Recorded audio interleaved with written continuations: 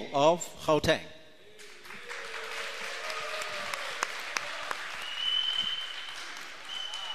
We're sitting here live from the Everest Primary School in the heart of Westbury. I'll give you some history on the school a little bit just in a short while.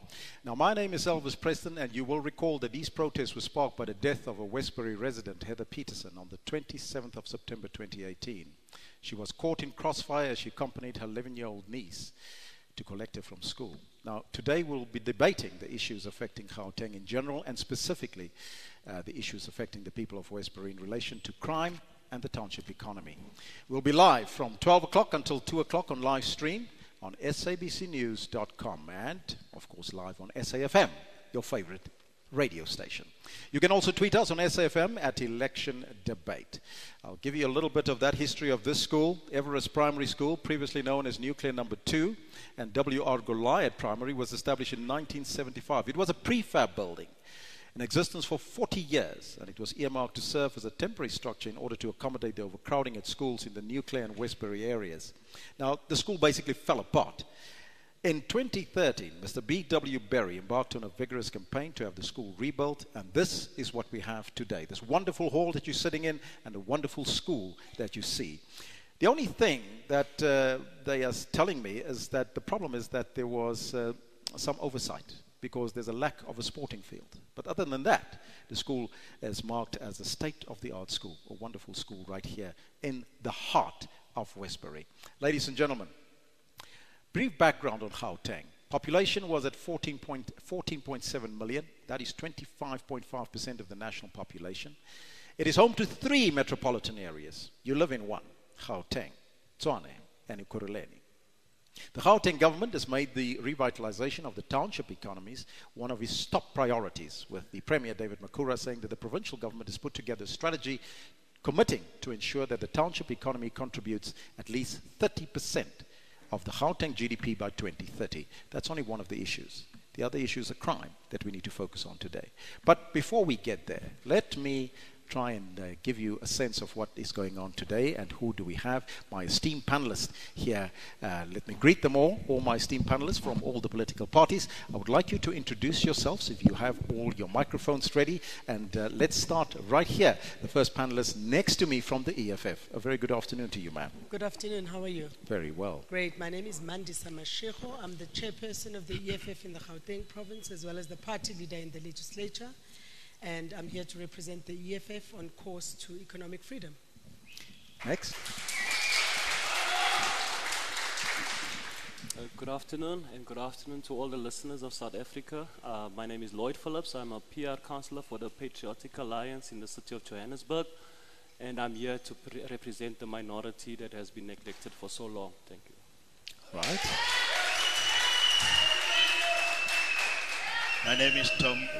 My name is Tom Mofokeng from the Congress of the People, known as COPE, and I'm the chairperson of the province. Thank you. Good morning to you and good morning to the listeners. My name is Bevan Shelton. I'm the Secretary General for ICOSA, that is the Independent Civic Organization of South Africa. We are contesting nationally and in the province as well. We just represent the voice of the voiceless right now. Thank you. Good afternoon. My name is Solim Simanga, the premier candidate for the Democratic Alliance here in Gauteng. Here and to represent the people of Gauteng, the people who want to ensure that things do change and change for the better. Thank you. Afternoon, Elvis, and afternoon to all the listeners and everybody in the hall. My name is Bishop Dalton Adams. I am a child of Westbury. I grew up in the streets of Westbury. I'm here to represent the ACDP and here to represent the church at large. We believe we need a definite change. We need a godly government. We are here to say to you today that there must be a fundamental change in the hearts and minds of people. Thank you very much. Thank you.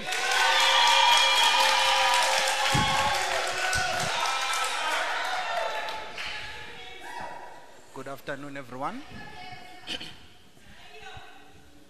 Good afternoon, everyone. I'm Lihlohonolo Mjali, a premier candidate candidate for good, representing the good people in Gauteng.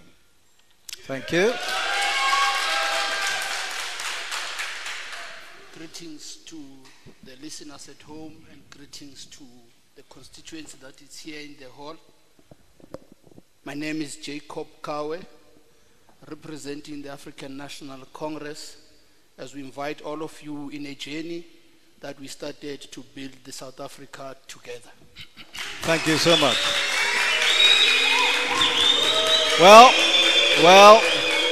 Well, there you have it. There you have it. That is the panel that you see there, but this show belongs to you. It's an election debate about the public. It's about the consumer. It's about the citizens. It's about you, the residents of Westbury and the surrounding areas in Ekurhuleni, Gauteng, as well as in the West Rand. So, let me give you a chance to state your case, your question or comment that you want to pose to the panelist. There is my producer right over there. If you can put up your hand, he'll come to you. In fact, do we bring them to the front, or do you go to them? Or they can come to the front here. Of course, there's 2 microphones. So if you can put up your hand, you can pose your question. State your name, please, and where you're from as well. Shaim Ismail, good morning to everybody from the local Newclare Westbury community. Welcome to everybody to coming into our community for the first time. Some of these political parties have never touched ground here. Nice to see you. We also appreciate the fact that this has been hosted in our community. We feel privileged and honored. I hope everybody has seen as you came into the community. You must have seen. All over. Looks nice and bad, eh? All the dirt and the rubbish is all over. Nice, eh? So we have to live with all the dirt in our communities. But what I just want to come to quickly is I just want to find out why in our townships, when it comes to the former colored communities, has the township ordinance never been changed? In terms of that our people are restricted on economical development and on certain businesses. The township ordinance that we are standing on, it's still under the Transvaal our apartheid system. It has never been changed in terms to allow our people to do whatever type of enterprise developments and economical growth in our communities. So that has never been changed. My other question would be quickly, or my comment, would be that at the time when our people was dying, Elvis, you mentioned it, the violence. You know, it's amazing, man. 93 people have been shot and killed in a period over 3 years in the Westbury nuclear community. It was top flight news. And when I take it to the former colored communities, I'm speaking about over 300-400 people that were shot, some bystanders, and over 150 that got killed. And to my, you know what amazed me the most is that many of these political parties never showed interest in our people dying. We took the community upon ourselves to fight, to close off roads, to barricade, to do whatever we had to do to get the necessary attention from the entire government. And please don't blame the ANC, because it's a government of national unity here. We are in a government of national unity. So please, I'm saying to you, it's your right, it's fine. It's fine, it's your right. So I'm saying it is a government of national unity that was elected in the last elections. All right, can we have it there? Thank you, Shaheen. So I just want to complete the question quickly. Yes. They've never showed any interest. And this being a DA constituency, a region B, where we are in, even the DA-led government in the city of Joburg and that coalition, that unholy coalition in the city of Joburg, yes, has never showed. All right, so that's the question. So they've never showed any interest. Thank you so much. It's an unholy alliance they formed. Thank you. Thank you. Right, the next question. Good day, everyone. My name is Dale Phillips. I'm a Patriotic Alliance from El Dorado Park. I just want to ask one question to the panel today. I'm a Christian. I'm a son of God. Are we going to allow all these foreigners to come into our land? Lazarus, these new Lazarus and everyone, they use our people's money, they take our people's money and run back to their countries, to Zimbabwe. They're making a mockery of our God, of our Lord Jesus Christ. I just want to ask that question, please. Are we going to allow all these things to happen in our country? Okay. Thank you so much. Thank you so much. All right. Let's continue there. There's a hand up there in front of you. Or so you can go, sir. Good afternoon, everyone. My name is Keazo Snyders from Westbury. Quite a lot to say. Firstly, to the panel there, welcome. And like my previous speaker said, you know, it's funny how we see the EFF, okay, Patriotic Alliance never could do their thing in the community. COPE, we never seen them. ICOSA is new. DA, very incompetent for the last 10 years. The councillor is not even here. Can we get to the question, please? The ACDP, we welcome. It's a new party, not a new party, but a new Christian channel that's trying to channel themselves in. The good party, however, I'm standing here. I hope we can be good to you guys. The ANC, I don't want to talk about you guys. However, we are currently in a... yes, let me remind you, my comrade, I was an ANC, but the ANC has showed us over the years that colored people doesn't have a voice within the party. So can we get to the question, please? Kesho, can we get to the question? Can I just carry on to the question that I do want to ask? Yes, thank you. It is election time again, and promises is coming from all political parties. And all I want to ask, we are in a community where economically for the last 25 years, we have been suppressed, we have been choked. Our people, our youth cannot find job. I am a product of the last 25 years of genocide that the majoritarian government has done to us. Our people still have scars of the old government. What I am asking, I am living in Ward 82. Ward 82 is one of the richest wards within the region. There is no work in the private sector. All the work has been taken, all the government work has been taken from not foreign black people, but black people from Limpopo and far out of Westbury.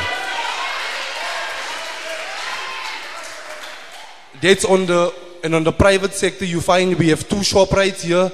We have a lot of private sector institutions here that doesn't even hire our people. There is no learnerships going up, and yet our people don't even rob these people that comes up and down. And our people is suffering. We are living from SASA only, and the government's got this thing that colored people is, or this draadsitters. So all that I'm saying to my colored people today and to the panel is, if you want to make a difference in Westbury or in any community where it is colored or black, please stop talking and acting. Because we know how to talk, but when it comes to implementation, we want to give food parcels out. We cannot live from food alone. Our children, for the last 25 years, there is very few architects, engineers coming out of Westbury community. But when you see the learnership that the black children get compared to the colored people, we are last in the line. We are a people, we have to take, once again, to our colored people, we must take ownership of our issues, because we are to be blamed, because our own leaders have left us out and behind in our community. Kesho, I didn't hear the question as yet. What is the question? The question is, can you please stop talking and do something about your talk? Okay. Next. Thank you very much. Good afternoon, everybody. My name is Norman Mkonza from Omonde, Joburg South, from the ACDP. My question to all the panelists. We know that in South Africa, we are in short supply of integrity and self-control. Self-control will speak to the things that we see in our own parliament, where people cannot respect, they just fight, they just do all the things. So this question goes to all of you guys. But now, the major question from the ACDP would be, because we know that we have identified 7 giants, one of them being the level of corruption. How will you tackle corruption? Number 2, the threat to property rights. How will you deal with that?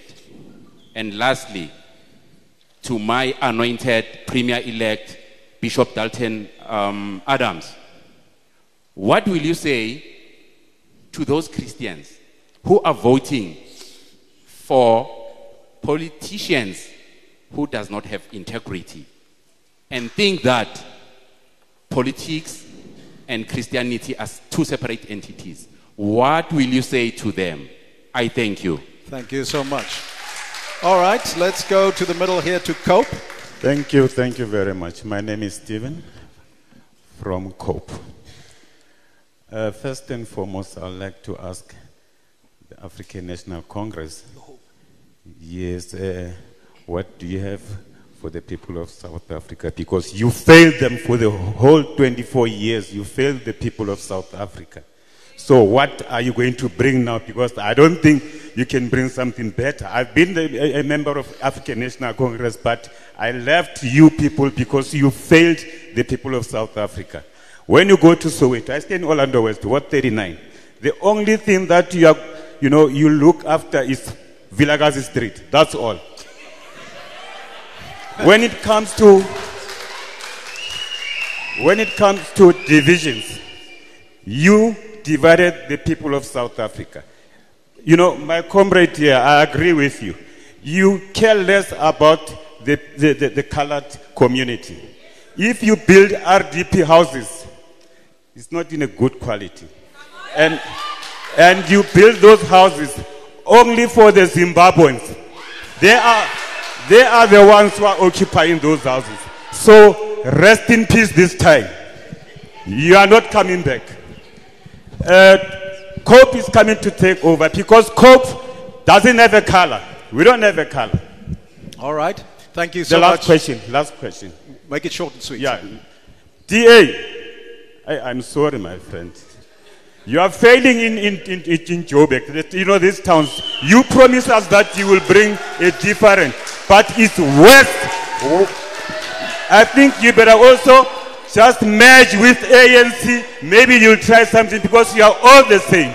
All right, thank you. All right, we're going to stop it right there for now. And let's, in fact, there's one more. Okay, there's the EFF. Okay, let's get to the EFF. My name is Patrick. I'm from Ward 54. I want to ask our leadership here. Leadership, we are known to be a party that is non-racial. Yeah. Furthermore, we are... Well, give him a chance. Let's give him a chance, ladies and gentlemen. Ladies and gentlemen. And the other party that claims to be, it is the party that is in charge here, and yet our people further continue to be marginalized. By our people, I mean like our colored brothers and sisters here who further continue to live in dire poverty, who continue to live in dire crimes. And of course, since we are a party that is non-racial, but we are anti-racialism in our party, I want to know what is it that you are promising our people here who are downtrodden, who have no hope, who the ANC and the DA have failed. Right. Patrick, are you done? Can you take our people into the confidence of the EFF? Patrick, are you posing the question? I'm posing the question to our leadership. Can you finish, please? Yes. I am saying to our leadership, please take these people into the confidence of what the EFF stands for, what the EFF will do in a place where the DA has failed for years and continues to fail. Thank you. Thank you, Patrick. All right. There we heard it from the floor. I think we're going to do a next round. Are we doing a next round? Or there's still... Wait a minute. Let's see. I just want to go through the list and see if we covered everybody. The DA we haven't covered. Yes, ma'am? Continue. I think that microphone is not working. Let's just switch it on. Yes? Good day to all. I'm Shamaine Kuma. I am from Newclare. My question to the panel is that crime is a big issue in South Africa as well in our communities. What are you as the panel going to do about it, the parties, as the ANC has done absolutely nothing about crime in South Africa? The ANC. Thank you.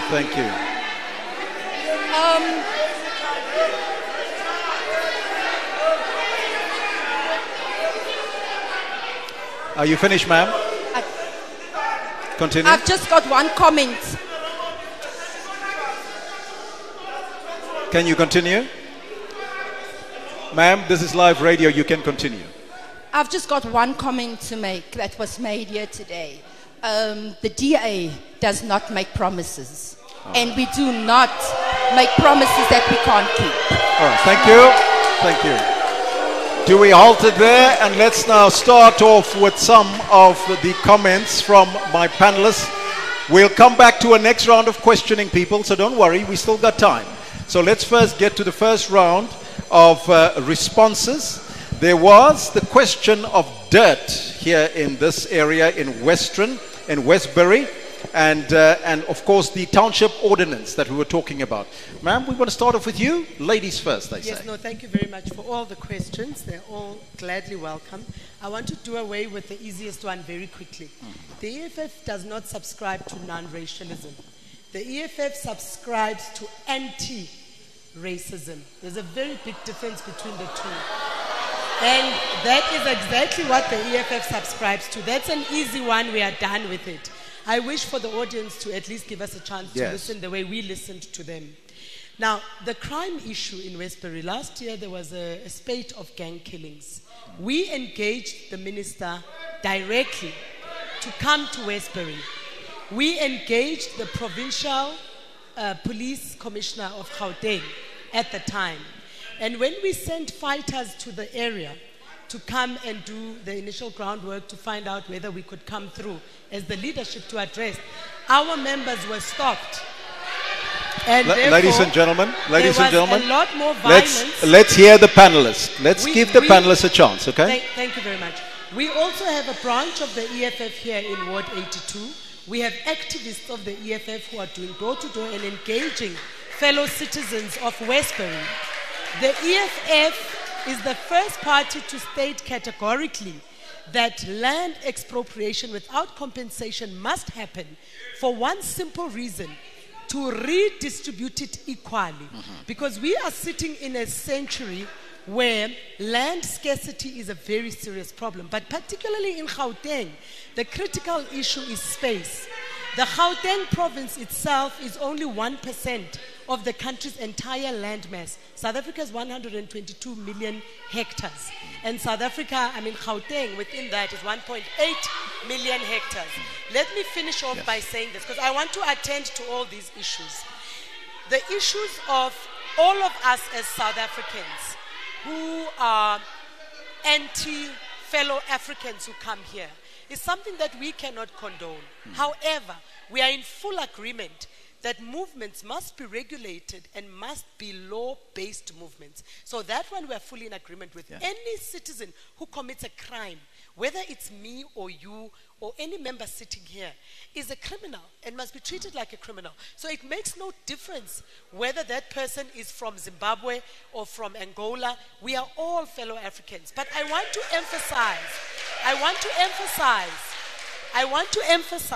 need to emphasize that on the issue of crime, because areas, it's not just Westbury or any other area which is so-called colored, that is besieged by crime. As South Africans and Gauteng citizens, we need to learn to understand that these problems are universal. They are not problems that only affect one race group. Crime is a universal problem. And the biggest issue, I need to close off on this matter. The biggest weakness of crime management in Gauteng has been that we've got 26,000 police officers for a population of 15 odd million. That is far from being adequate. South Africa needs to increase police, but specifically in Gauteng, the EFF has done the mathematics. We need no less than 75,000 police officers. So we are short about 40,000 police officers. And without getting into too many of the other issues, we've said corruption must get a minimum of 20 years behind bars. Corruption. Those people in terms of the integrity issue. All right, thank you. But crime will never be managed until we have enough police officers and police stations. All right, we'll go back to that issue. Mr. Lloyd Phillips from the PA, what is your response to the people of Westbury when they ask you about crime, number one, and number two, the dirt that has been mentioned in the community? Thank you so much, Elvis, and thanks for giving me the opportunity. I'd like to respond to everybody that had, to each member of the community that had a question or a statement in some cases. Starting with my brother that was speaking on behalf of the ANC. Shahim. There. Well, I just need to be. I just He's a community member. Yes. The first one. Oh, okay. Thanks for that. Thanks for the correction. You did advocacy for the ANC in your community attire. Thanks. What we need to really be real about, when we talk about real talk, the ANC has failed us. Colored people in particular, Sean, the ANC has failed us. Lloyd, let me just stop you there. The question is, what is the PA going to do I am about with you. the issues I'm with you, at and I'm heart? getting there. I want us all. I need the people to also understand the backdrop of where I'm going to. You see, the ANC has failed us from 1956, when our forefathers marched to Kliptown to sign the Freedom Charter. We trusted the ANC. In 1992, with the Codesa talks, we trusted the ANC and they compromised. They issued a sunset clause, but there was no Rainbow Nation that was born from that sunset clause. But Mr. Phillips, and that is the reason we have this situation. Sir, please Mr. allow Phillips, me. we need to you are have, intimidating me now, Elvis. We need to no. have. I am to getting have there. I've coherence to where explained we to go. you. Yes, I've But explained to you. Can you keep that short, because we need to get to your solution? Yes. Now, when it comes to these neglected areas, yes, the Patriotic Alliance has got a strategic action plan for colored communities in particular. Our manifesto, which we will launch just after the 30th of March, speaks directly to the poor and the marginalized and to colored peoples in particular and in their favor. And that would include the resolve of waste management in the areas, development in colored communities, etc. And much more. There's a lot that we lack in colored communities. But coming to the issue of crime, this government has not been decisive in the handling of criminals. And it has pushed us to call for the reinstatement of the death penalty, because we sit with a situation where criminals are no longer afraid of the law. Yeah.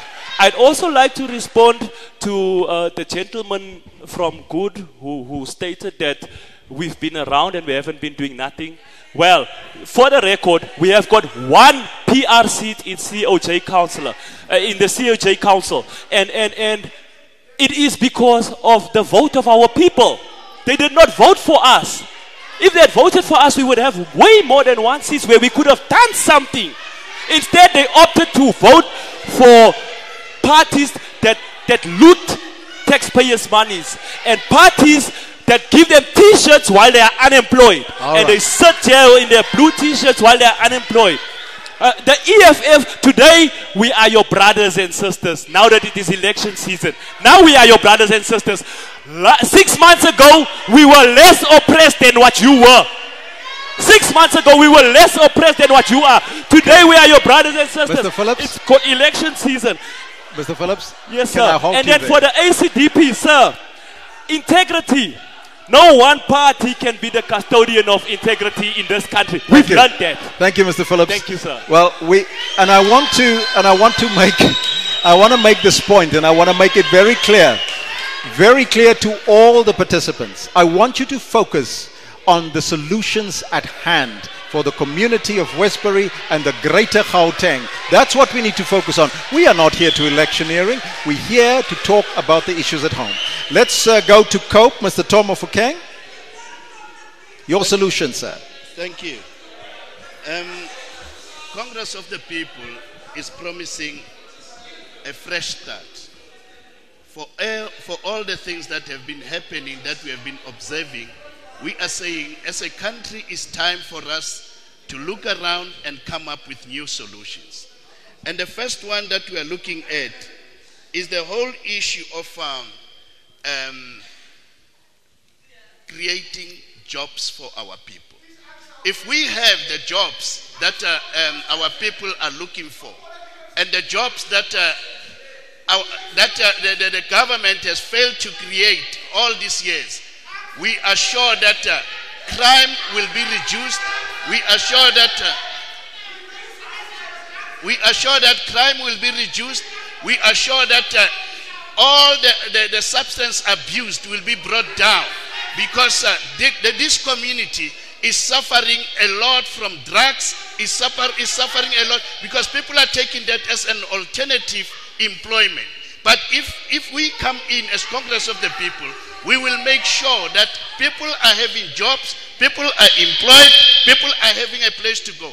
And we will also monitor the whole issue of unions that are becoming politicians at the same time, because we are looking at unions as voice of the people, not voice of the workers, not as the politicians. So for us to create that environment of investment, we are going to talk to unions to represent the people properly rather than being politicians. Yes. And on the issue of foreigners, it is very heartbreaking to see what is happening, not only on Westbury, but in the entire Johannesburg.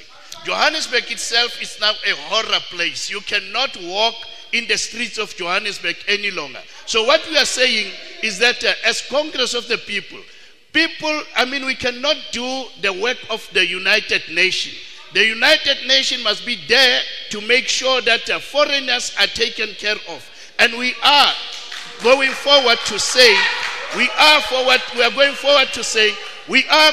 going to do control of the borders. And lastly, on the issue of foreigners, we are saying foreigners that are undocumented must be deported back home. Thank you. That is what we are saying. All right, let's move on now. Number 4, ICOSA, Mr. Bevan Shelton. Well, thank you for the opportunity again. First off, allow me to say that ICOSA is not a colored party. Yes, it was founded by those who come from the classified colored sector of the community, but we are an all-inclusive party. Now, having said that, it is important that our people also take note of the fact that we are not a problem party. We know what the problem is sitting next to me either way. We are a solutions-driven organization. Now, you came for solutions this morning, and this is what ICOSA is saying. First up, on crime. We found that this government is not serious about crime because we have all the criminals sitting in parliament. Number 2, here's the solution. We are saying as ICOSA, let the law run independently from these decision makers who are influencing them currently. Because there's too much political influence in legal decisions. As for the ANC, their people are accused of raping people, but it doesn't go to the courts. The ANC has their own internal court. Mr. Shelton, that's not the solution. I'm looking for solutions. I'm coming to that, sir. Here's the solution. We are saying as ICOSA, hard labor must come back. With that, the criminals will find out that our prisons will not be a holiday inn anymore. They will go to prison and they must build our infrastructure. South Africa will be saving billions of rands if we have prisoners building our infrastructure under strict supervision. Number 2, we are also saying if they don't want to go to school outside, school must become compulsory in jail. So when they come back from the hard labor, they must go and learn so that they can also pay their dues to society. Then we're also saying we have a scourge of drugs that is plaguing our country right now. Here's what needs to happen. The ANC removed our K9 units. Bring back the dogs and you will find out every port of entry into every city and town in South Africa must be governed by the K9 unit. You will dent the imports and the exports of illegal drugs throughout the country because currently no buses are checked and all of them run overnight. Then we are also saying we bring back the SABC, the South African Bureau of Standards. Then we won't have all the Hong Kong and rubbish that is being sold on our shelves right now. We are saying every port must be governed. Every particular container that enters the ports of South Africa must be checked. We're going to close that down. We will be able to create more jobs in doing so. All right. One more point. All right. Am I okay with the solution? One more point. All right, we'll bring more solutions as the show goes on. But it is also crucial that we make sure as the communities, we take back our communities. You know who the criminals are in our communities. But we're also saying that the police who are employed in our communities are not for the people of those communities because they live elsewhere. They have no allegiance to the particular community. That is why they can go on the take and become friends with criminals who pay them. So we are saying there must be a rotational system of police implemented. Thank you. Let's move on to the Democratic Alliance, Mr. Solim Simanga. Thank you very much, sir, and thank you for the opportunity. I think there's 5 things that I want to talk to very quickly. One is that we need to make sure that in order to, make people feel safe, we need to make sure that there's a professional and honest police service. That's number one. What we now need to do with that is that we now need to make sure that we retrain the police that we do have. We need to make sure that we get rid of elements who are corrupt within the police system. What you have seen happening right now is that you have a situation where the police are working with the criminals instead of working for the community. That is something that we now need to make sure that we change. We need to bring back a number of units within the police service. We need to bring the anti-gang unit. We need to make sure that there is a narcotics unit, a specialized narcotics unit that needs to be there. We need to make sure that we also Can you hear them? Sorry, Mr. Msimanga. Can you hear Mr. Msimanga? You can't? Can we just sort it out in relation to the sound? Is that fine? That's fine. That's all right. Thank you very much. I'm saying that we need to bring back a number of units within the South African Police Service. We need to have a anti-gang unit that needs to be there. We need to have a narcotics unit that needs to be there. We need to also have specialized crime unit that is not controlled by parliamentarians, that is not controlled by by a political party, if so to say. Because what you end up having is you end up having political party members chasing against each other using state resources. So we need to have that dependent. And that's one of the things that needs to happen when we're talking about professionalized police service. One of the things that's how you're going to deal with crime. That's also, I want to add on to this because I spoke with the national chairperson of the NPA. And what we got from there is that they are saying that most of the cases that are lost in a court of law, it's because of how even documentation is done. From dockets are done from the charge office themselves. So we need to make sure that we professionalize the police and then have honest policemen and women, and they need to also be rewarded for the job that they are doing.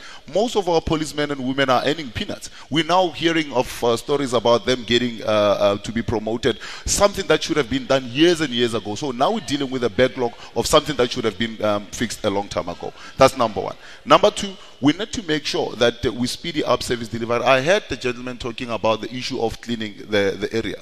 One of the problems that we're sitting with is here. Beans are collected all the time. But yet at the same time, we need to take civics education very, very seriously and ensure that we educate our people.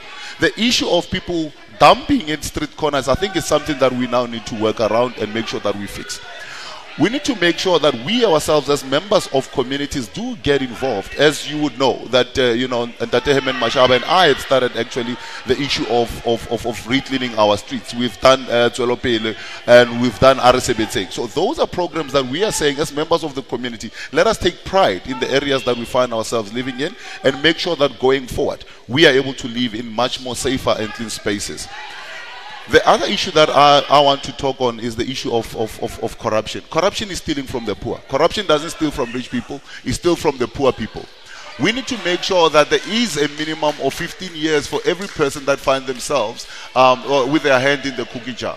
That is the only way that we'll begin to make sure that we drive this issue away. And there needs to be blacklisting of people that find themselves, convicted of corruption, or actually after the investigations that are done. It shouldn't be that people who have found to be corrupt change departments. You have found corrupt in this area, you are moved into the department, you move from there.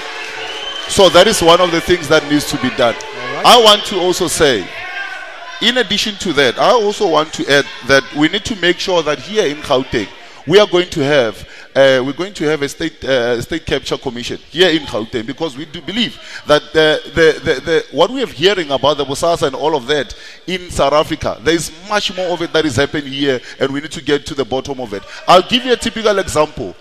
Bosasa here in Gauteng, as an example. We have spent over R500 million. R500 million towards the Bosasa companies. And when we ask who is responsible, the Premier says no, we should ask the MEC. The MEC says no, ask the Premier. So we're never getting to answers. And we need to get to those answers very, very soon. Thank you. The last point that I want to talk on. The last point I want to talk on is the issue. The last point I want to talk on, yes, is the issue of foreign nationals. Now, the issue of foreign nationals is something that I think the ANC must squarely take blame for. We've removed what used to be the SANDF at our borders, at our border lines. Our border lines, you now go to Komati Port, people are just waltzing in and out. Last year, 380,000 Zimbabweans came into South Africa. Only 28,000 could be accounted for by Home Affairs. That tells you that we're sitting with a big problem. Now, no country that has ever been successful has ever built itself on its own steam. So we want people who are coming from outside to come in, but we are saying people must come into the country legally. People must come here with proper documentation, and we must make sure that we're able to plan from that point onwards. Simanga, thank you so much. Let's move on. People, we need to move fast. Let's move on to Bishop Dalton Adams from the ACDP. Bishop, are you online? Yeah, now we can hear you. Let me deal specifically. Well, we're just sorting it out quickly. Bishop, keep on talking so we can just... Bishop, can you keep on talking so we can sort out your microphone? You can count to 100 in the meantime while they sort it out. All right. While we wait for the bishop sound to be sorted, let's go to Nsamsam Charlie from Good in the meantime. Mr. Charlie, are you ready? Can you go? I'm ready. Can you hear me? Mr. Charlie, you can go in the meantime. No, okay. Can you hear me now? Yeah. Mr. Charlie, can you go, or is Mr. Adams sorted out? Can you hear me, everybody? No? No. There's still a problem. Mr. Charlie, can you hear me? Can you talk? Mr. Charlie, what's your solutions? From Good.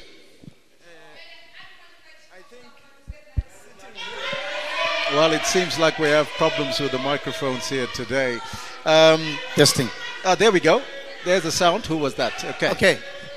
Let me continue. So that's Bishop Dalton Adams. Let me answer specifically, Elvis. Let me answer specifically the two issues. Yes. That we are dealing with here today: the issue of crime and the issue of economics. And the two issues run concurrently. The one gives birth to the other one, and the other one is the carrier of another.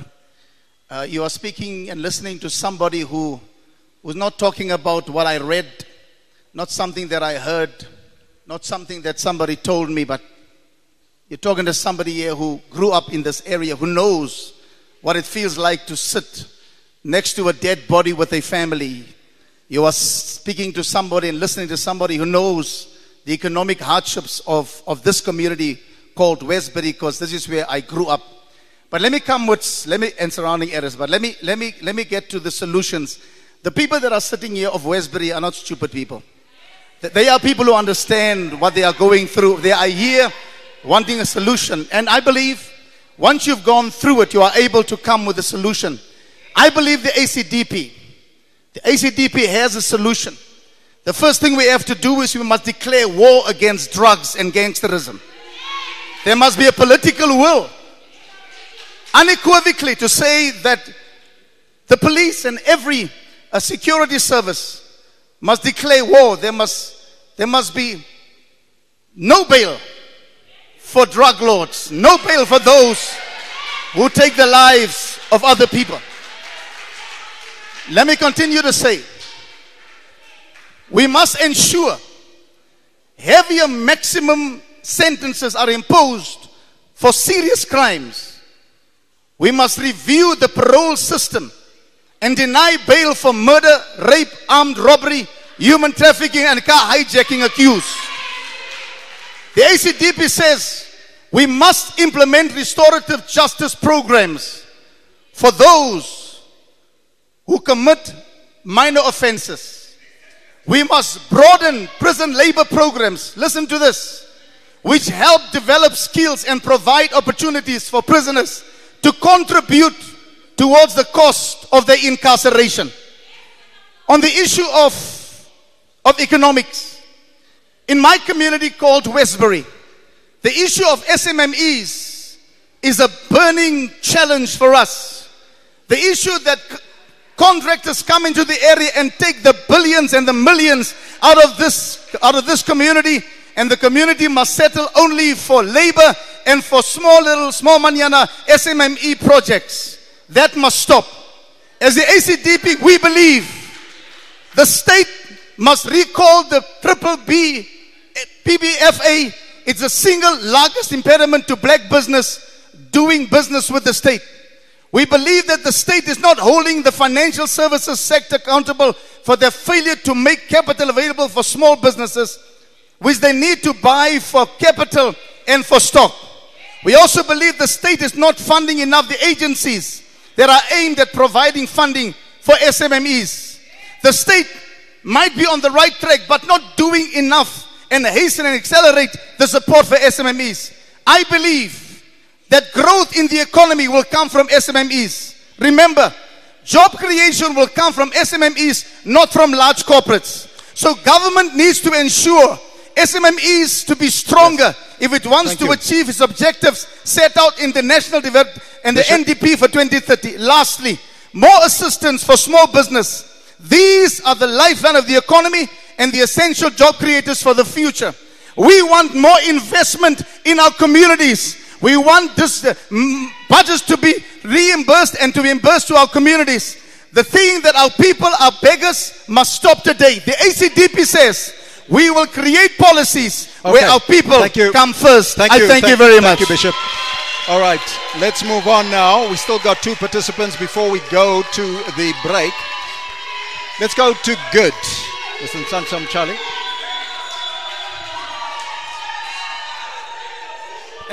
Thank you very much. Listen, Charlie, you got 2 minutes, and then we're going to continue after the break. Thank you very much. I think it's about time we stop battering issues. As a young person sitting here, listening to the same chorus I heard prior, and as the Good movement, we've heard that before. And as a new movement, it's about time now people take charge of their communities. And the first issue I want to raise is the issue, luckily, on our policy. We are the very first organization to have a policy, a special justice, to address the ills of the past, because our people were segregated.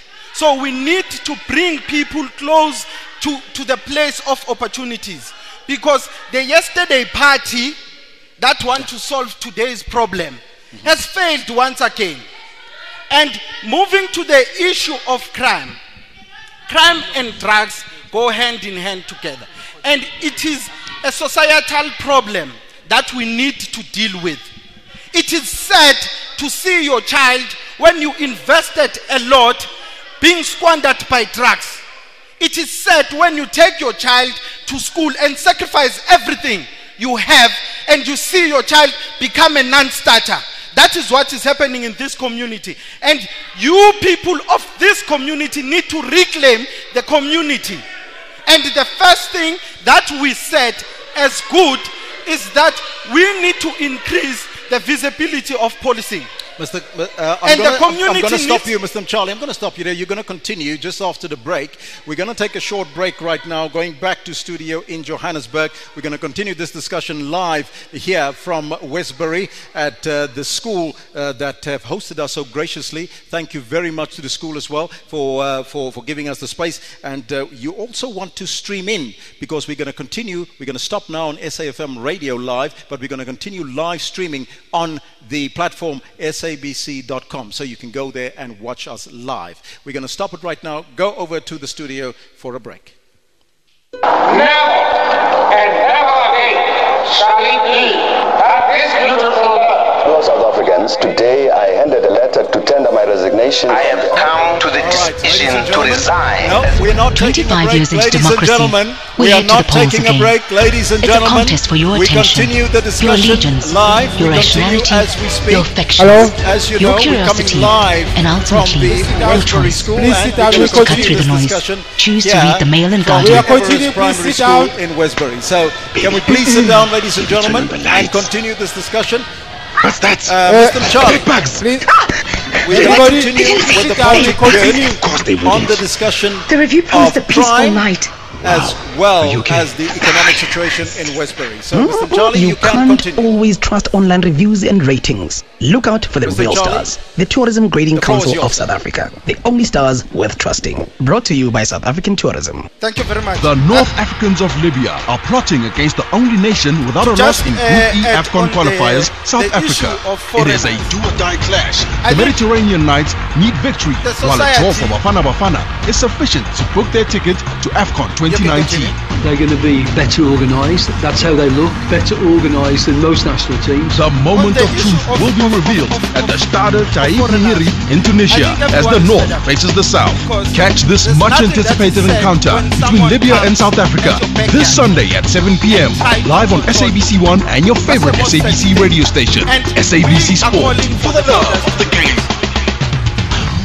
And have more policing on our borders.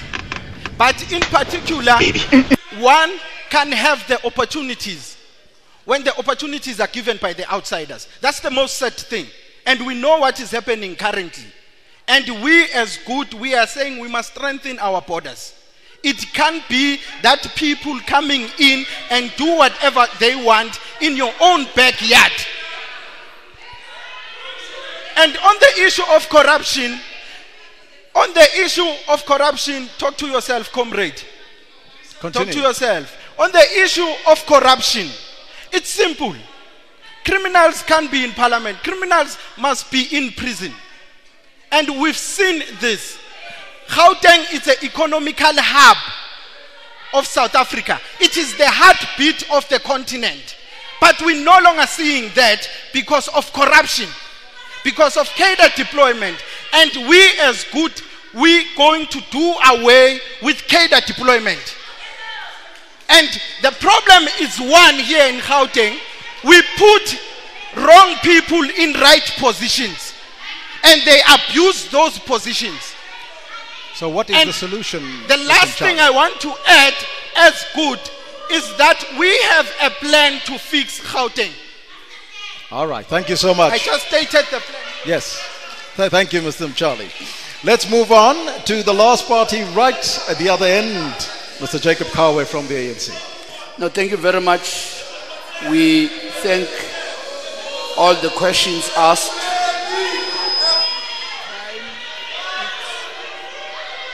You can continue. Mr. Kawe, you can continue. You can raise your concern, raise it. Why our ANC members are not still live on radio?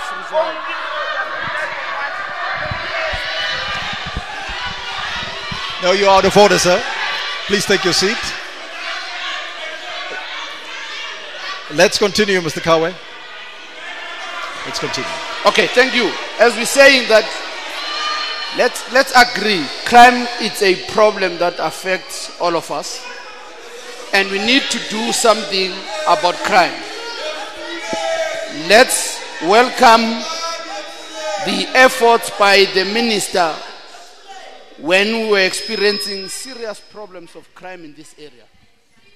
The tactical response team that came here, and it's still here, and the fact that since that team came here, as we speak today, the tactical response team brought here by the Minister of Police. And we don't want to claim lies and say we spoke to the minister when we didn't, like EFF. When the minister came here, as we speak today, 22 gang-related cases are in the High Court. This is evidence. If police work together with communities, we can solve crime. We need good police, we need good citizens, we need to work together. If we do so, we'll solve crime. As it relates to service delivery, as it relates to service delivery, we all made a mistake in 2016. DA did not win the elections. It was supported by the EFF. Can we please come down? Just listen. Give Mr. Kawe a chance. This is a fact. It's not a story, it's a fact. When DA, followed by their friends, the EFF, they collapsed every working project in Johannesburg. Every working project, be it support to small business people, collapsed. Be it access to Wi-Fi, collapsed. Be it clean city, collapsed. How did they collapse it? It's because they focused on looting, not on service delivery. What we are doing is not a new thing learned from the newspaper. It is an experience we've had over a period of years. Yes, I agree. There has been mistakes on marginalization of the colored community. We don't hide where we've made a mistake. All right. However, as we speak today, our list tells the story that we've listened to the concerns of the colored community and we are a listening party. We will continue to do what we have been doing right and will change everything that was weak. The new ones, we welcome them. They will Can we feel close it off, Mr. Kawe? when they come in. Thank you.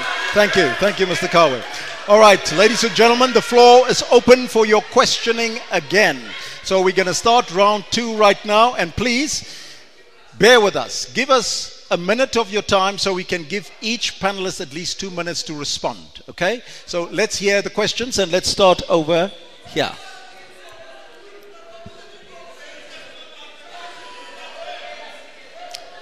Please come to the front. I think people should come to the front and answer the question, right? All right. And we have one microphone also. That's Hello? Hello? Okay. Yes. My name is Leanne Jeffrey, and I'm from the PA, and I'm from El Dorado Park. I have just one question to ask all of the panelists here today, and I would like you all to answer me this question. Guys, you are also brilliant and everything of that, né? And you can take you can take our country to higher levels. I just want to ask you one thing. Why don't you all work together like as one? Then we know that nobody is marginalized. Why don't you form a coalition governing? Then we know nobody is marginalized. Or is it that you want to rule alone and that you want to eat alone? That is what I want to know. All right. Cause corruption? Because as a single ruling party, that is all that came out all these years. And we are still suffering. We at grassroots are still suffering. So we ask you to work together and make decisions together for the best of everybody's party. Leanne, just pass it on to the next member. Thank you so much for that question. Yes, sir. next question. Yes. Oh, over there. Thank you. Thank you so much. My first statement is, the panel, you have feebly answered the questions that were fielded to you. You feebly answered those questions. You did not answer our questions. I want to make a statement here. Did you say who you are, sir? Right. My name is Bishop Ashley Julius. I'm not affiliating with myself with any political party. I've come today as a leader from the community. I grew up in Westbury. I grew up in Paul Malunga Street. I know that I am a product of Western Kala Township. Now, making the statement I'm making, when we conversed with the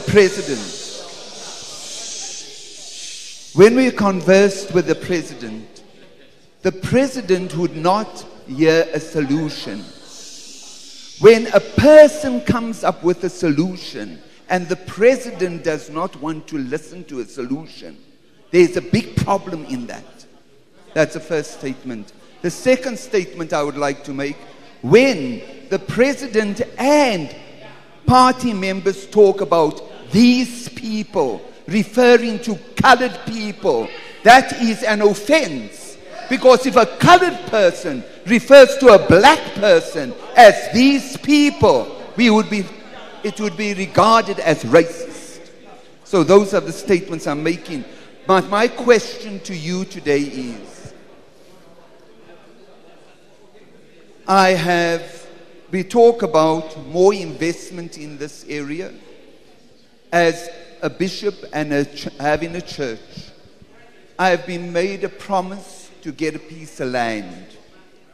We have 45 million rand in our bank account for the last 6 years. I've been pushed from one department to the next to solicitate this land. Every councillor seemed to want something underhand. How do we approach this when we, as a body,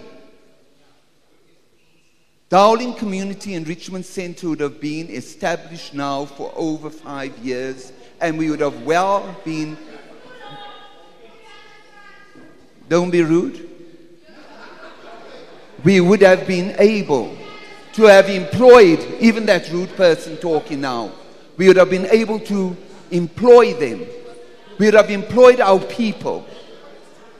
How is it that this piece of land that we have tried to solicit, the political parties are fighting against each other, where the result is, as a person trying to solicitate the land, I'm becoming more and more frustrated. 45 million rand lying in a bank account. Thank you. Okay, thank you, Bishop. Next, let's hear it from the ACDP. Good afternoon, one and all. My name is Ronald Harris. I am proudly standing in the colors of the ACDP. My question is about the new National Development Plan that encourages communities to get involved in their housing. Now, why is it that after 25 years, we are still living in overcrowded, rotten flats? The Interessano program came to Claremont, and the Premier Makura and Jacob Mamabola promised to fix up these rotten things here, and nothing has been done. What gives the ANC and the DA? What are you going to do? How are you going to convince us that we have to give you a mandate to vote for you in this upcoming election? Because when we go knocking on your doors, you treat us like dirt. You shove us aside. We cannot even get an appointment to speak to those kings and queens at the top. Mm-hmm. What do you think now that you're coming down to us as servants? How are you going to convince us to vote for you? Thank you, sir. Can we keep it short and sweet, please? To all the questions, can we have it short and sweet, sir? To the point. My naam is Raymond Kaster. Ek haal my hoed af Nelson Mandela. Hy het gesê free for all. Free for almal wat hier so sit. Dit het nie beteken free for all. Die hele Afrika rol nou Suid-Afrika toe. Daar's nie control nie. Daar's nie control by die borders nie. Daar's nie control by niks nie. Soos buitelanders kom in die country met drugs. Hulle kom hier so. Hulle entice ons kinders. Hulle morsen se kinders. Hulle vat die lande oor. Waar kan jy in 'n ander land gaan en 'n company gaan oormaak? Dis wat ek van praat. Ek weet wat ek van praat. Daarom die drugs kom in. Hulle entice ons kinders met geld. Want de kinders gaan toen krijgen kinders van die mensen af. Hulle kinders word can we get to the question? Kan ons naar die vraag toe gaan asseblief? Nog een ding mis. Ons hier die DA kans, hulle gesê ons moet hulle 5 jaar kans gee. Mashaba het gesê al die uitlanders soos 'n survey doen. Al die uitlanders moet terug gaan na hulle countries toe. Want die country word te vol van al die uitlanders. So ons gee hulle kans en sien wat hulle kan doen. Okay, thank you. All right, let's go to that corner to member from Good. Good day, everybody. My name is Yasmin Yunus. I'm from Eldorado Park. Currently, I'm a business person. And what happened, I identified in the community, our children is roaming around and we're having problems. So what I did is, I started a cleaning campaign. And we worked without pay. We cleaned our our site very nice and clean. After that, I went to the councillor and I explained to him, I said, listen, I'm paying these children out of my pocket. I'm giving them a meal a day. And he said, okay, give your name and whatever. I did what he asked from me. I submitted whatever he wanted from me.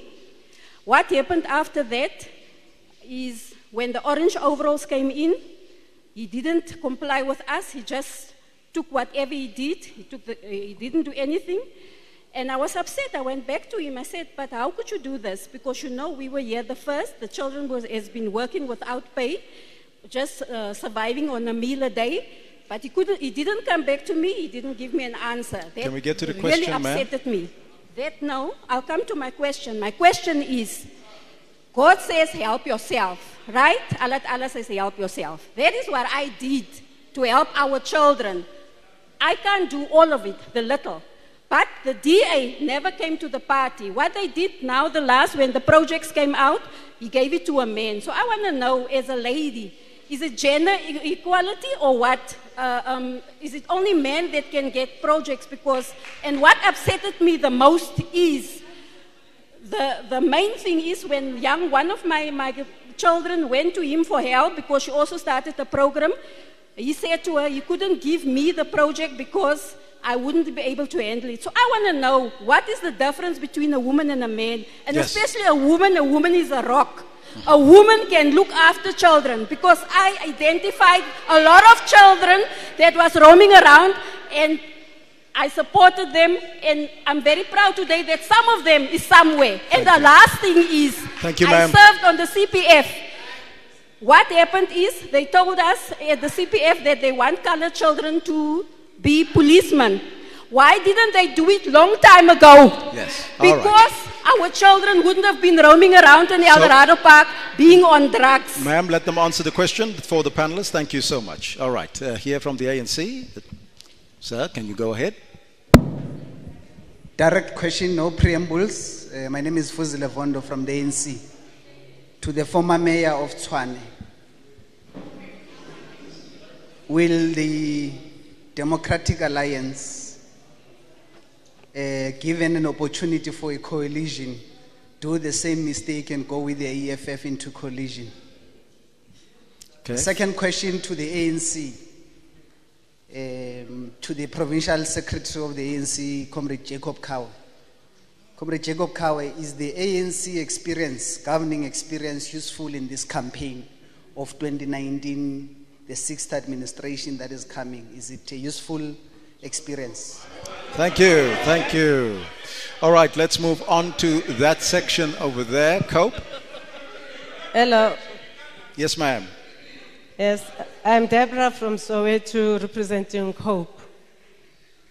I've got questions with reference to service delivery, revitalization of Gauteng, and the National Development Plan, eradication of bucket system.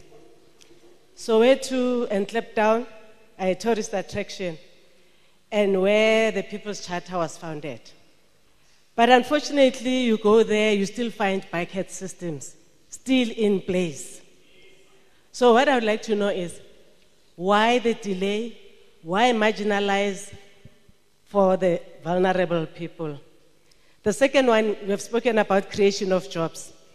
EPWP, it's a short-term job creation. Do you see it as being sustainable? Currently, EPWP is mushrooming. People are employed to cut grass, to remove waste, to clean dumping areas. Are you getting votes? Why do it now towards the elections? Lastly, everything has collapsed, as the ANC says, because ANC believes in majority rule, whether right or wrong, as long as it befits them. They will never listen to opposition. Thank you so much. Okay. Now, I just want to remind all the participants as well. We've missed, I think they arrived a little bit late, the Soweto Crisis Residents Association. We're going to give them a time to speak to us about their solutions for the area. They have arrived, and we'll give them a shot before the other panelists answer. So let's go to the next person from the EFF there. Thank you, ma'am. Everybody, My name is Naima Muhammad.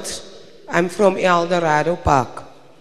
I've got a question that I want to ask specifically to the leadership of the EFF.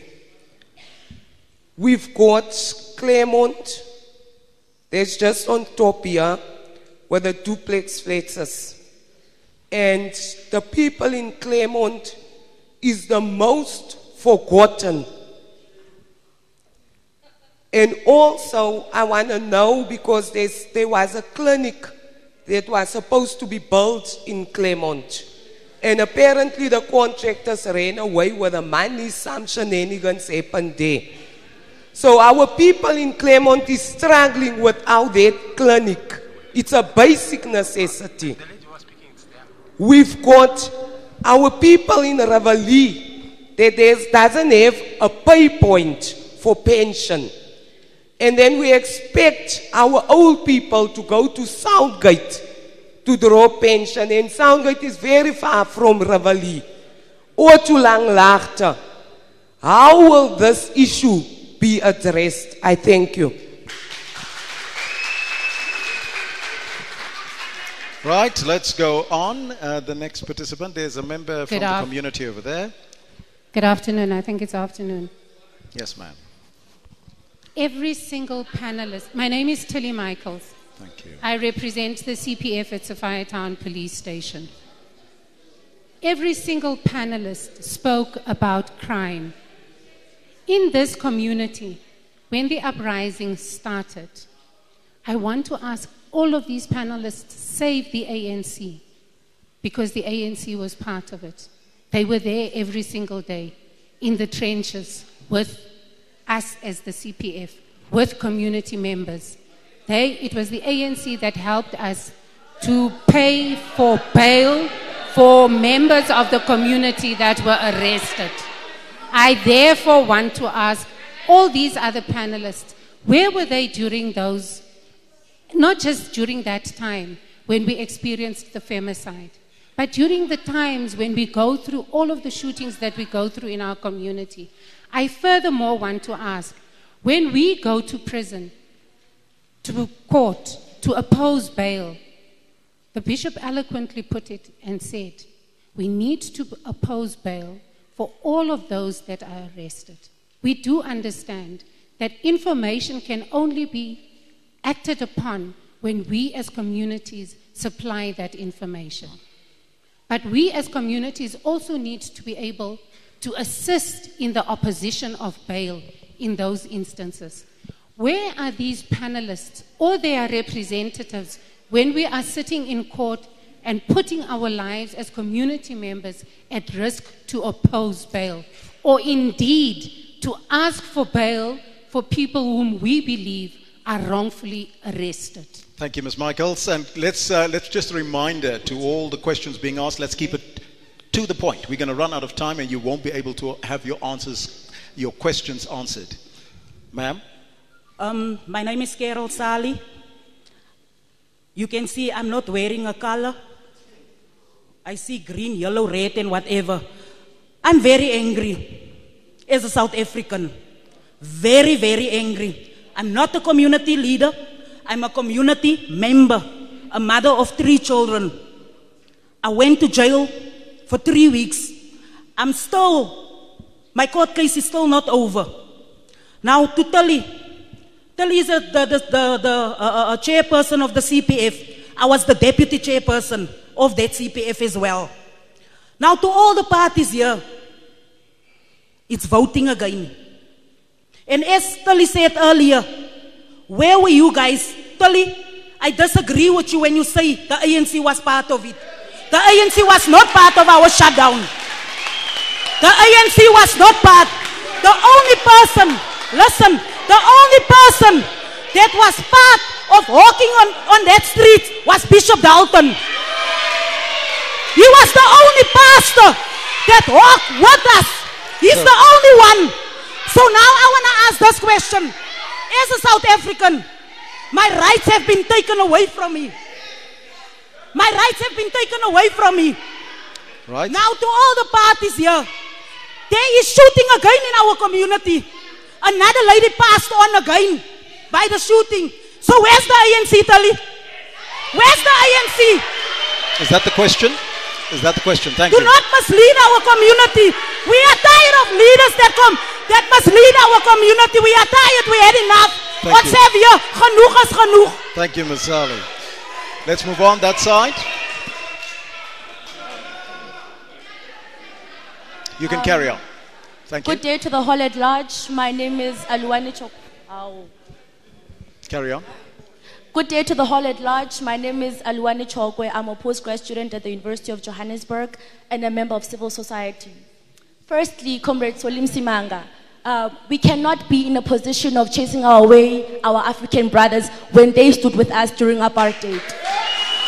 Remember, we have questions. Secondly, we want to know why, especially in Greater Johannesburg. Do you have a qualification? Do you have a qualification before you address me, people? Comrade Soli, I want to know why in Greater Johannesburg only white communities are clean. Finish your question. Finish your question. Continue. You can continue. You can continue, ma'am. Continue. Okay. Comrade Soli, again, I want to know why specifically in Greater Johannesburg only you can hear. All right, ladies and gentlemen, can we calm down? Can we calm down? Let her ask the question. Young lady, can you finish your question? Can you finish the question? Sweet and short. Can you please? Otherwise, we're going to move on. We're going to move on. We're going to move on if you don't finish the question now. Can you please finish? Thank you. Okay. Again, Comrade Soli, I want to know why some parts of Johannesburg are dirty, but white communities are very clean. Thirdly, Thank you. Thirdly, That's it. Thank you. That's it. Next, this side here, Lungile. This gentleman here. No, this gentleman here. Give him the mic. Lungile. Yes, sir. Let him give you the mic. Lungi. Give him the mic. Let him. Give him the mic. No, we finish with that one. We finish. I can't understand what you're saying. Let's just see if we can resolve this problem here from the NCL side. Right. We're going to come to. Let's just, gentlemen, just ask his question quickly. Just give him the mic. Just give this. He's from the area. Let him just answer the question. Yeah, we'll go. Just give him the mic. Just give him quickly.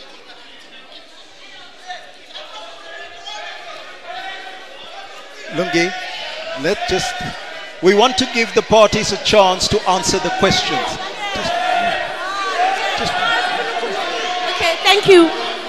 Comrade Soli. I think Comrade this Soli, is going out my of last hand. point. Let's stop it right there. Let's go to the parties to answer the questions because it seems like we're not getting anywhere. So let's start off from the ANC right on the other side and move back way this way. So from the ANC, Mr. Kawe, can we start off with you and get an answer on the first question that was posed?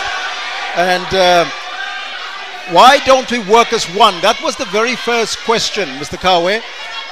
Everybody that is sitting here as panelists and as political parties, the question was, why don't you work as one? Can we have that answer? Can we move that lady back, please?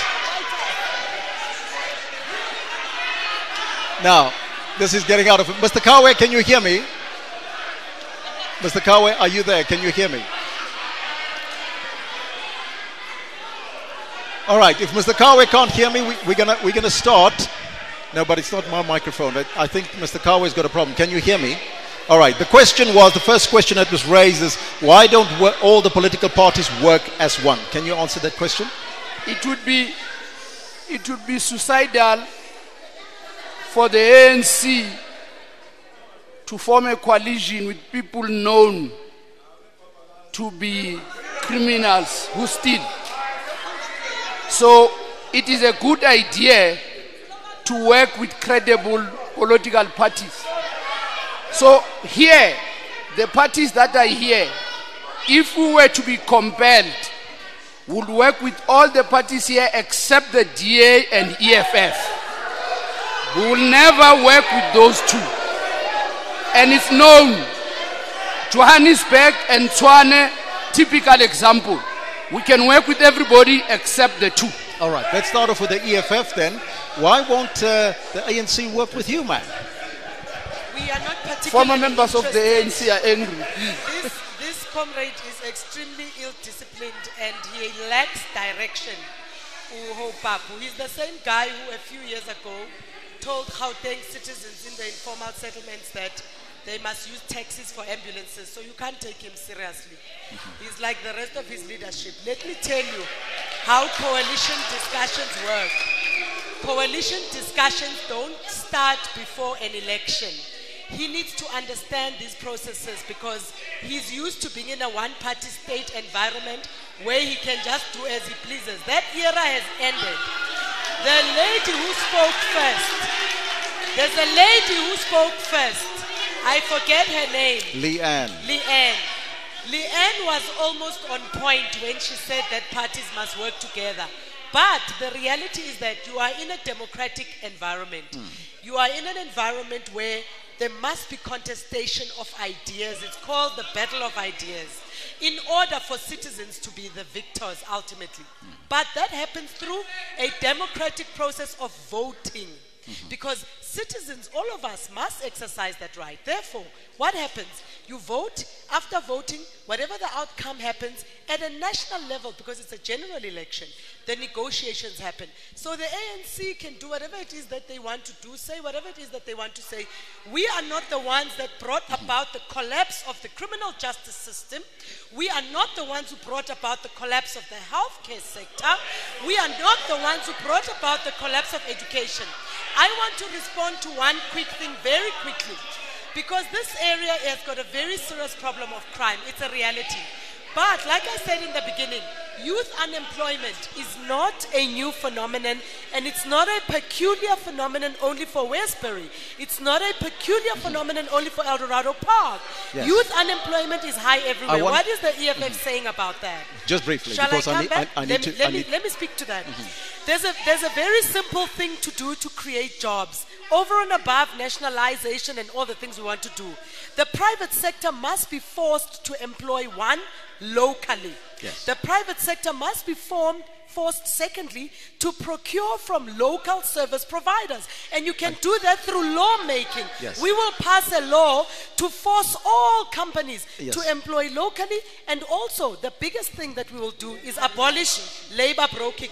No, I'm not going to be responding to ANC. Ma'am? Hope Papo must keep quiet and Miss- focus on his Miss- collapsing party. Ms. Mashego, another party that was fingered that the ANC will not work with is the Democratic Alliance. Mr. Msimanga? I think, I find it very funny that somebody who was presiding over Infuleni, who collapsed Infuleni, is sitting here today and one.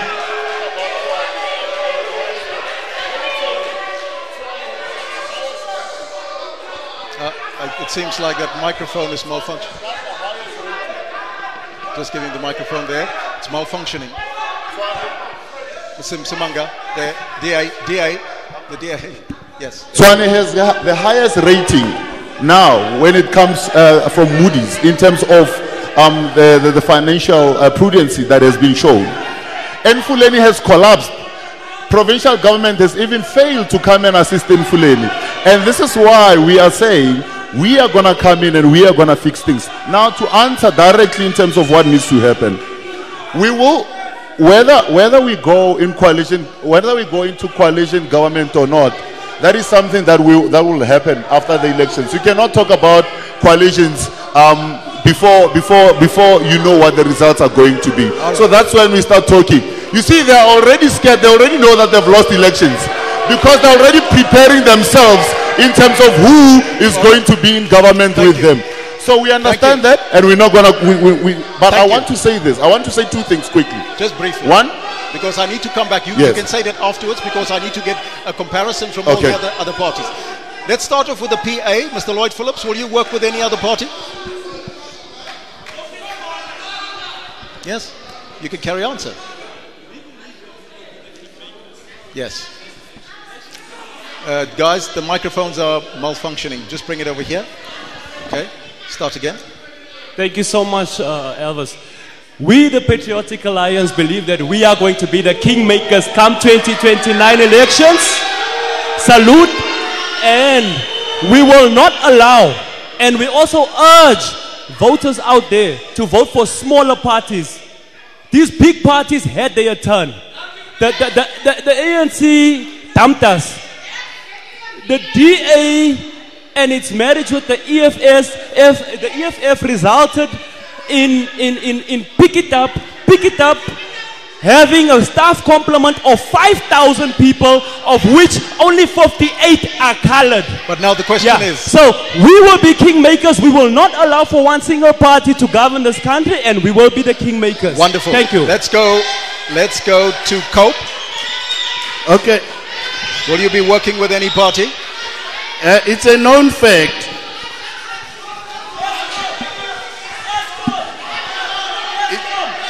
It's a known fact.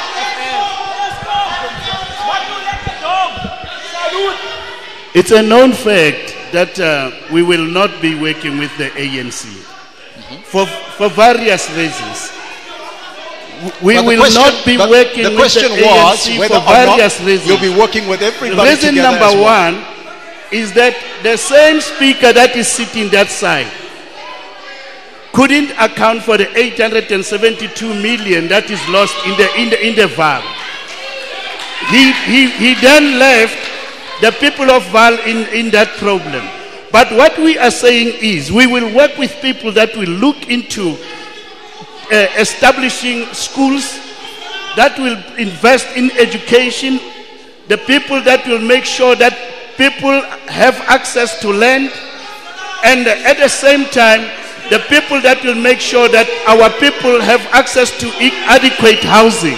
Those are the people that we'll be working with. Thank you, my good sir. Let's go over to Bishop Dalton Adams from the ACDP. Bishop, pass it on to the Bishop. Unfortunately, we have to go back and forth, so unfortunately we're just going to, yes? Let me start by saying this. You know, we've struggled, as a nation we have struggled with colonialism. As a nation we have struggled with apartheid.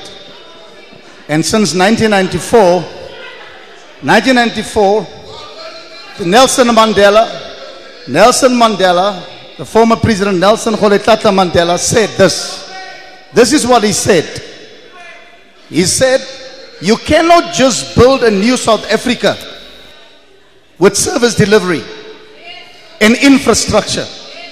Nelson Mandela didn't just speak about reconstruction and development program. He had a prophetic vision. Bishop Dalton, and that we need vision to stick was, to the point. We need to stick to the point because we're running out of time. That vision was to get to reconstruction and development of the soul. South Africa has a problem. Political parties must take note here today. It doesn't matter who comes into power.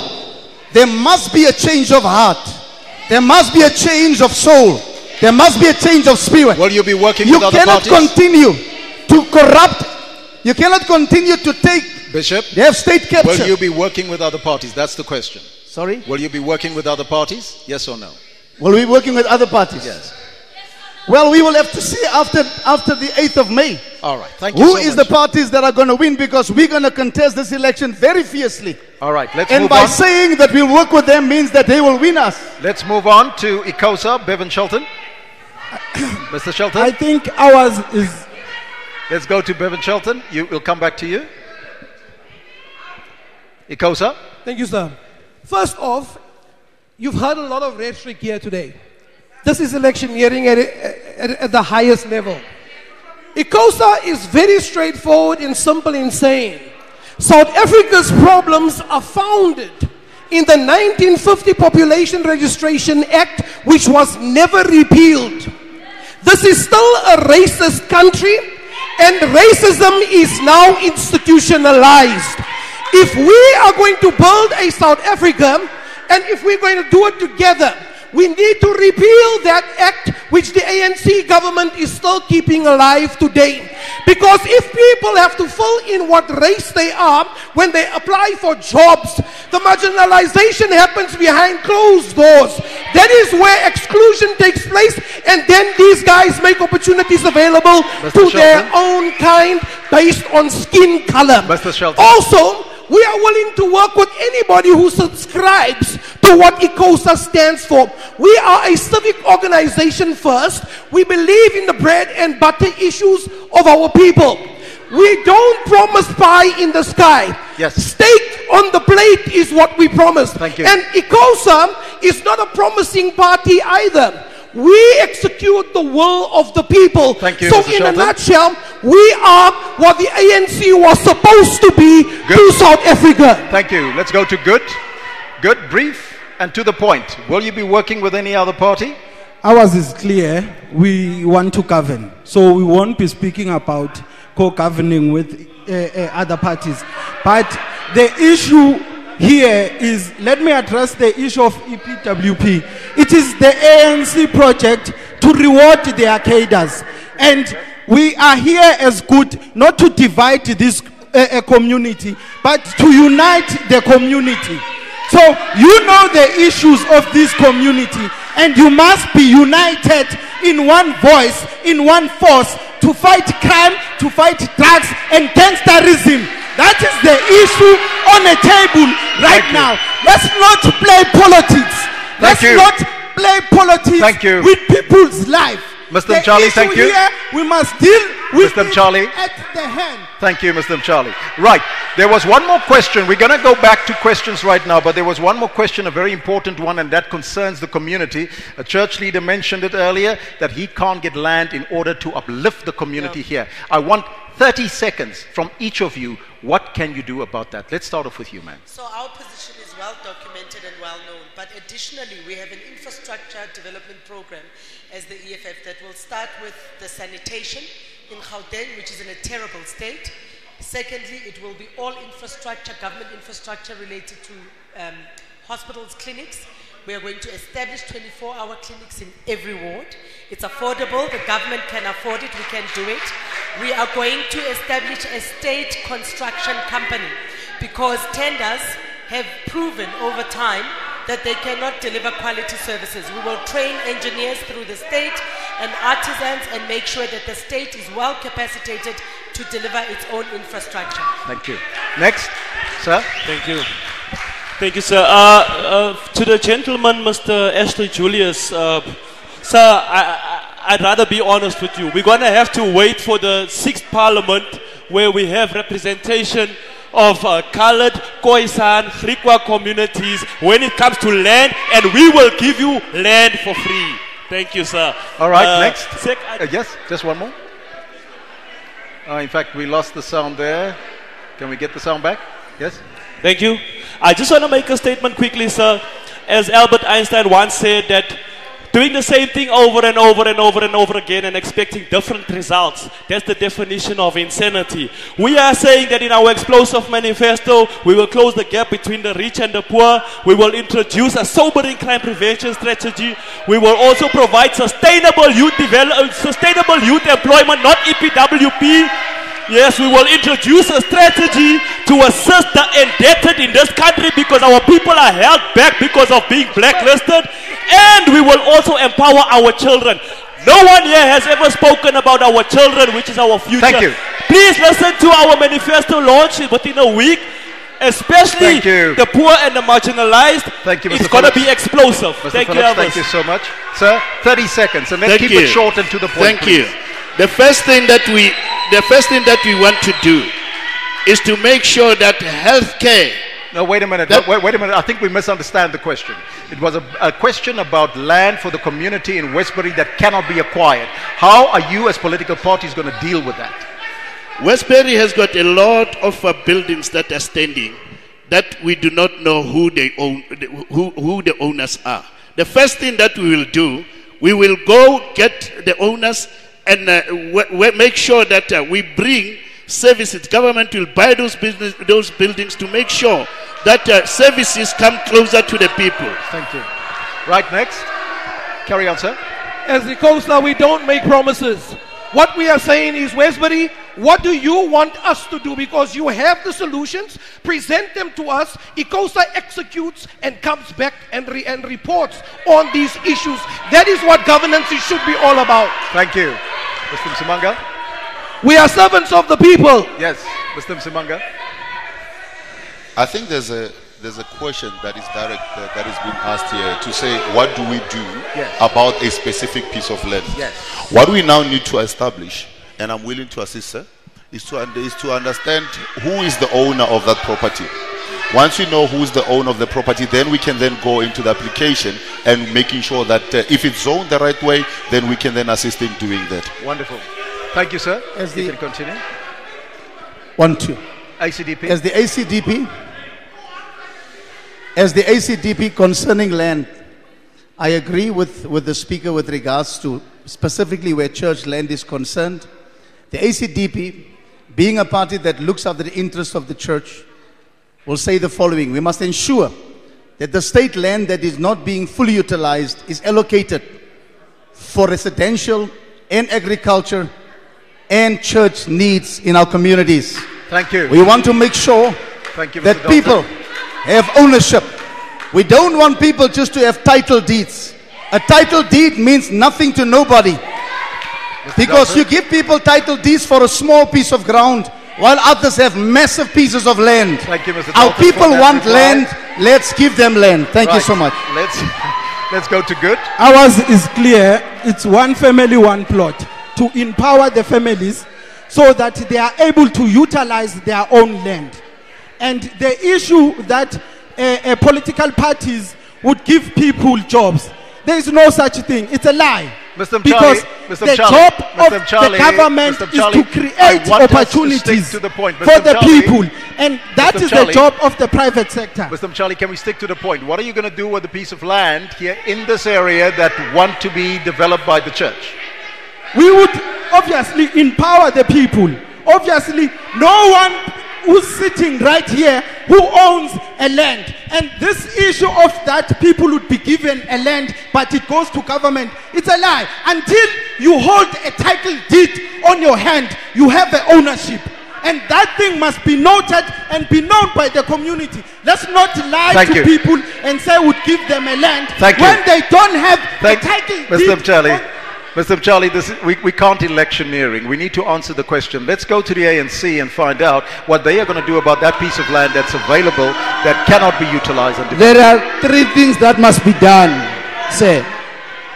The first one, bring back the policy that was there in the municipality on how you release land for churches and sports facilities in Johannesburg. Expropriation of land, example we have made in Ivory Park. So it's not a theory. There is evidence of where we expropriate land and gave to the people. The third one, there is evidence again on that. We have launched the land repeat release plan. This plan is to allow our communities to come together, ask for land, and provincial government releases, particularly the land that belongs to the state. Thank you. Thank you. All right, let's halt it for a second. Let's halt it for a second. We're going to continue with the questions from the floor. But before we do that, we want the Soweto Crisis Residents Association, which said they were going to come. They are here now. Mr. Joseph Kanedi is here to put your point across. Can we just get a microphone, please? Where's all the microphones? There was one over there. Can we bring it back here to Mr. Kanedi? Mr. Kanedi, just briefly, there's a number of issues that were discussed. Now, we're talking about crime in general, and we're also talking about the issues affecting the residents of Soweto. What would you like to raise? Yeah, thank you. Thank you, Chair, and the audience at large, and also to the honorable panel here. Yeah, I'm from Soweto, Soweto Electricity Crisis Committee. And I'm humbled to be here and also hear the problems that have come up. Yes, there is crime, and not only crime, there's corruption. But my question would be to all the panelists here, should you be elected to be the ruling party, what would you do in terms of preventing crime? That is one. Two, the health system has been compromised throughout. Now that is an issue. Not only that, corruption has taken the country to the docks. Education system has also been compromised. The 30% grade of, say, our grade 12, it's really not on. It needs to be improved because it has actually thrown our children to dilapidation. The other one is, in terms of employment, there's rife unemployment in the country. What is it that you would do to combat that as perhaps a ruling party? Yeah, currently we are having problems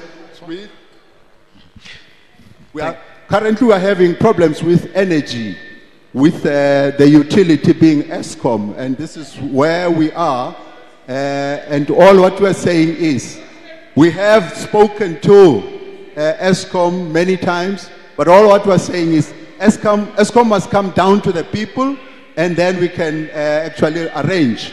And we were also alas about the speech given in the parliament that they will be boosted with 69 billion rand over the 3 years. Now that to us, it's still amazing, and we're not content with that.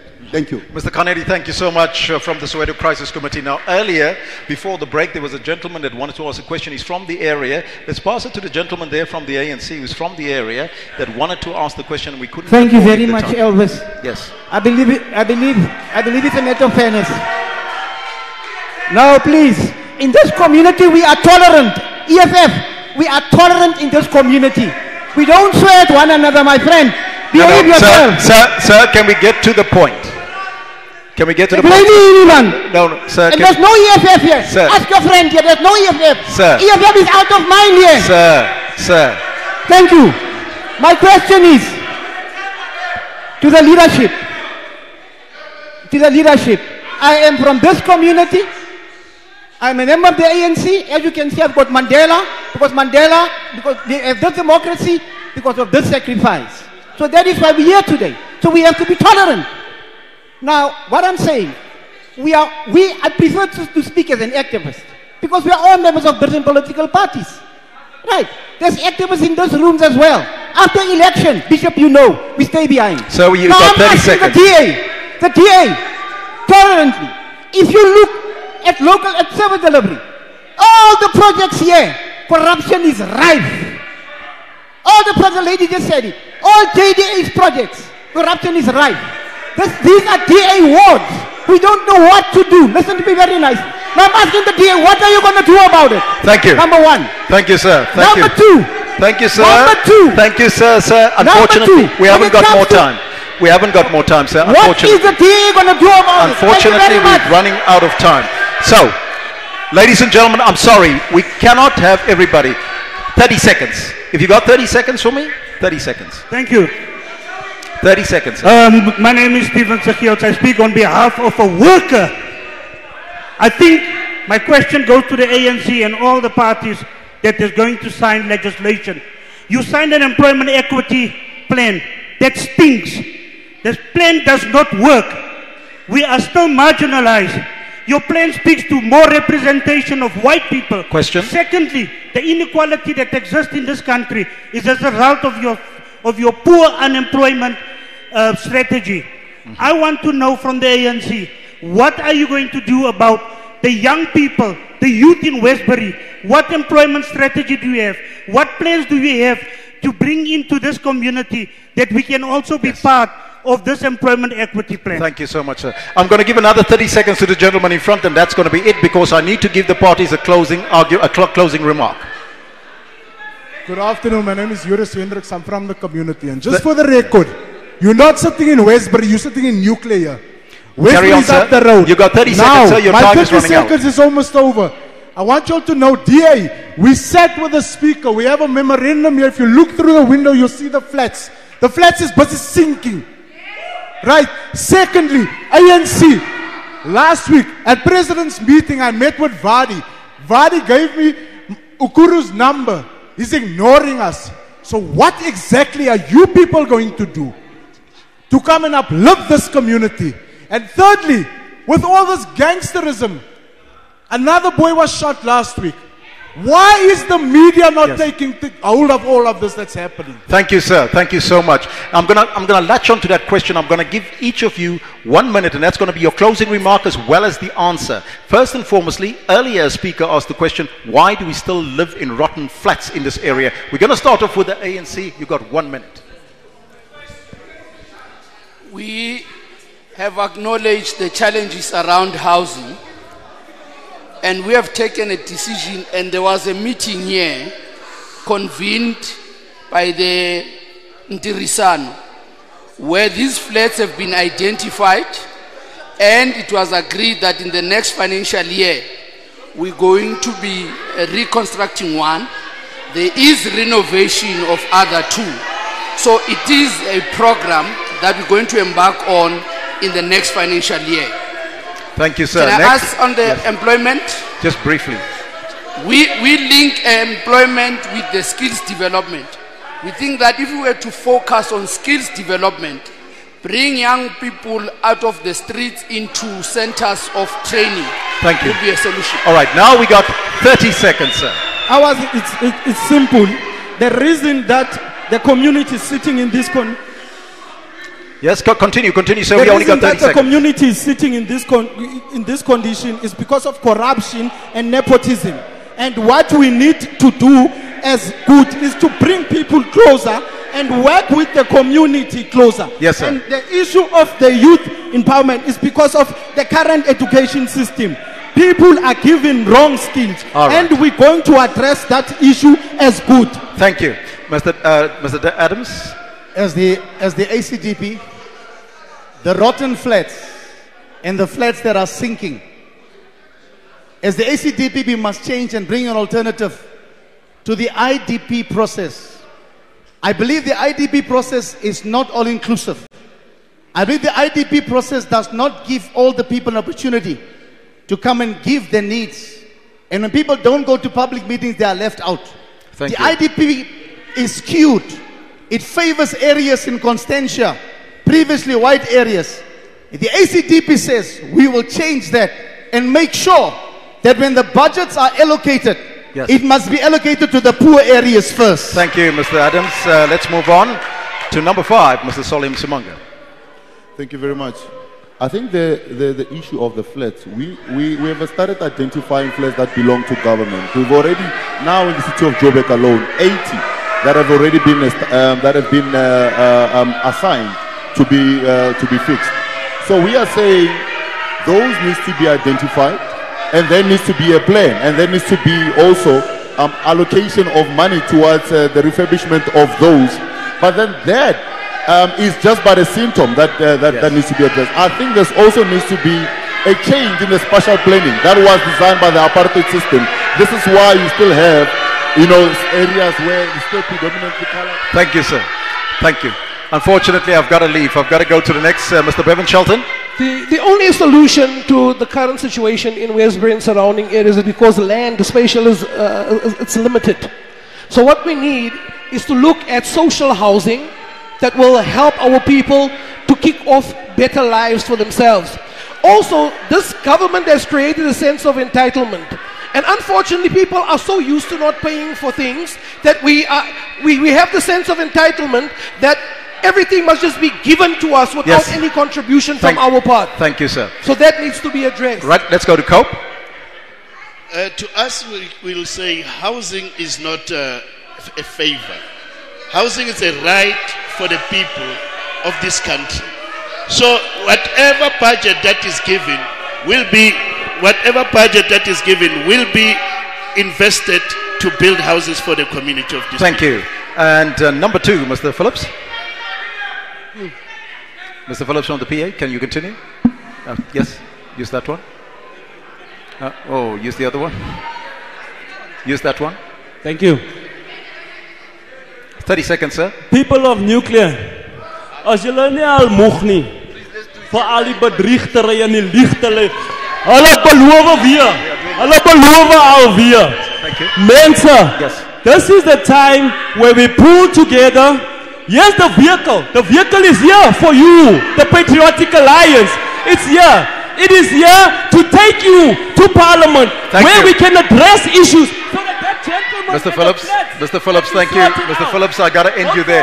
Unfortunately, Mandisa Mashego. Yes. From the EFF. No, thank you very final much. Comments. In terms of youth unemployment, the first thing the EFF is going to do when we go back to Parliament in May is pass legislation for the government to employ no less than 40% minimum of all government vacancies to youth between the age of 18 and 35. And I wanted to respond to Hope on saying he expropriated land in Ivory. We occupied that land. He's talking a lot of nonsense. All right, thank you. That's where we got to leave it. Thank you so much to everybody. Unfortunately, we cannot continue. We've run out of time, unfortunately, ladies and gentlemen.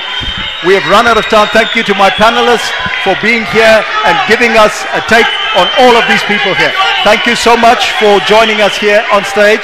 And these are the parties that were represented here today. Lloyd Phillips from the PA, Tomo Fokeng from COPE, Solium Simanga from the DA, Bishop Dalton Adams from the HCDP, and Chancham Charlie from the GOOD, Jacob Kawe from ANC, Mandishu Mashego from the EFF, and Ikosa from Bevan Shelton. Unfortunately, ladies and gentlemen, that's where we got to leave it as we leave you here from Westbury. And they say, yes, of course, we are here in the school hall.